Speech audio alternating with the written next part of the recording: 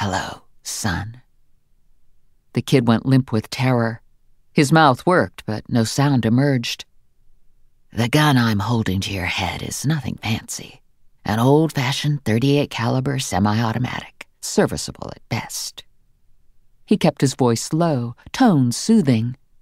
"What's unique about this situation, of course, is the weapon's proximity to its target, your brain.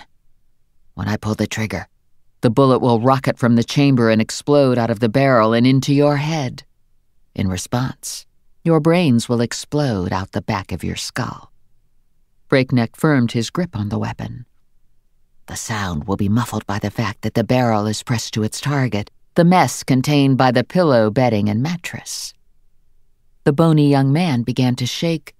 The smell of urine stung the air. Unmoved by the kid's fear, he went on. "I'm going to ask you a few questions. Your life depends on your answers." The kid's eyes welled with tears. "I know who you are and what you do. I want what you stole from me." "I don't know what you're—" "Where is it?" "What? I don't—" "I want my information, and I want my money." He increased pressure on the gun. The kid whimpered. "What do you think, son? Do we do this the easy way or the messy way?" "Easy," he whispered. "You jacked some information and some money. 500 grand. Recognition flickered in his horrified gaze. Of course it did.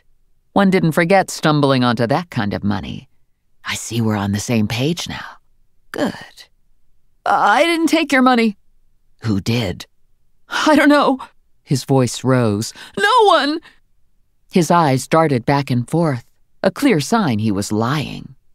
Breakneck could almost hear him thinking, mentally scrambling for a way out, weighing his options. Give him the information? How much or how little would keep him alive? Did he dare lie, struggle, beg? What were the consequences of each? All animals responded to predators in the same way, Breakneck knew. They fought for survival, using whatever means at their disposal. Over the years, he had seen them all. Some predators, however, were so smart, so skilled, the fight was as pathetic as it was futile. "I don't want to hurt you, Matt, but I will. I'm going to count to 3, and then I'm going to pull the trigger.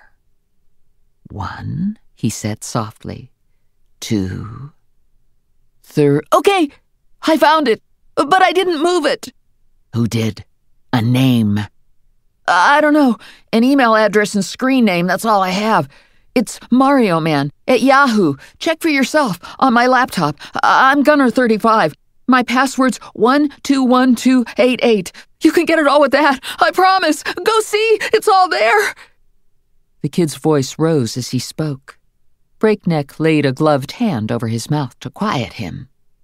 "You did good, Matt. Real good. Thank you."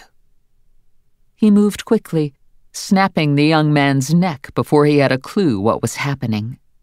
With little more than a gurgle, Matt Martin died.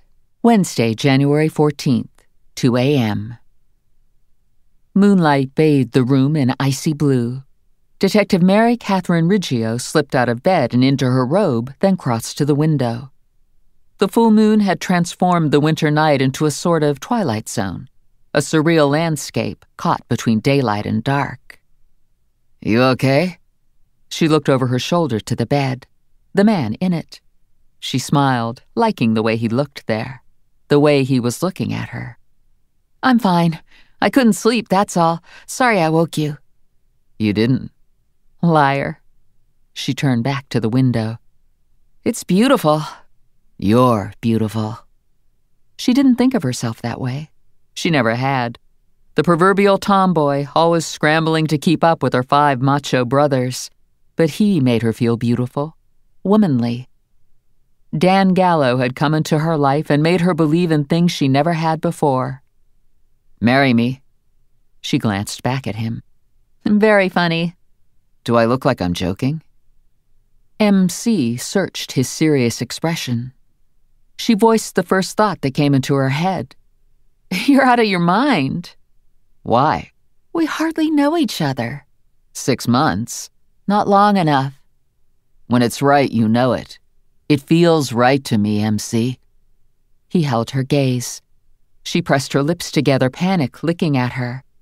The past 6 months had been the happiest of her life. Her cousin Sam had introduced her to the handsome psychologist, then goaded her into accepting the man's invitation to dinner. She could hear her younger cousin's argument even now.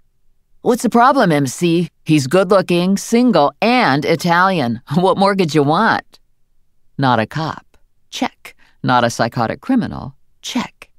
Almost too good to be true. So, she had gone on a date. That one had led to others, and within weeks, to their spending all their free time together.